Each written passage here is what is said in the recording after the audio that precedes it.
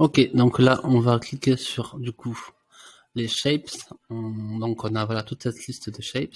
Place image, ça sera, on verra ça tout à l'heure. Mais en tout cas, c'est le même principe, quel que soit la shape que vous sélectionnez. Il suffit de cliquer et de glisser. Voilà. Donc là, c'est un rectangle. Vous voyez que si vous bougez comme ça la souris selon vers la droite et vers le bas, vous voyez que ça agrandit et ça élargit votre rectangle en hauteur et en largeur. Par contre, si vous voulez que votre rectangle soit un carré en fait et garde le même ratio entre la hauteur et la largeur, vous appuyez sur Shift. Vous voyez que là, hop, ça le transforme en carré. Et là, pareil, en faisant glisser vers le coin, vous voyez que ça agrandit le carré. Hop.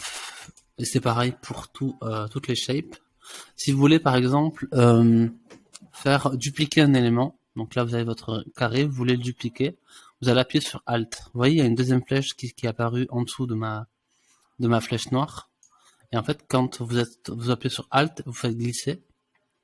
Et là, votre élément, en fait, se copie. Et vous pouvez faire ça autant de fois que vous voulez. Mais vous voyez que si vous faites ça comme ça, votre élément n'est pas forcément copié juste à côté, aligné à l'élément qui est derrière. Vous voyez? Vous allez devoir appuyer sur Shift, en fait, pour que votre élément reste aligné. Vous voyez que là, quoi que je fasse, il restera toujours aligné. Par contre, si je fais ça, Alt, et que je fais ça, il peut aller un peu partout, quoi. Donc voilà. Vous faites Alt du coup et Shift pour aligner vos éléments. Et si vous voulez créer plusieurs copies l'une après les autres, vous faites Command D. En fait, Command D, il va juste enregistrer la dernière opération, la dernière action, et il va la répéter. Donc vous voyez, si je fais Command D, hop, ça dupliquer. Voilà. Si j'avais du coup écarté un peu plus l'élément, vous voyez que si je fais Command D, il a gardé le même espacement entre chaque élément. Si je crée un deuxième élément là, et que je veux dupliquer les deux éléments, je peux regrouper en sélectionnant les deux éléments, et en dupliquant, du coup il me duplique les deux éléments. Et vous pouvez faire ça de manière, voilà, hop. Ça c'était pour les options pour dupliquer un élément. Maintenant on va un petit peu voir les paramétrages de ces éléments là. Donc là, j'ai mon rectangle, vous voyez qu'il fait 283 sur 283.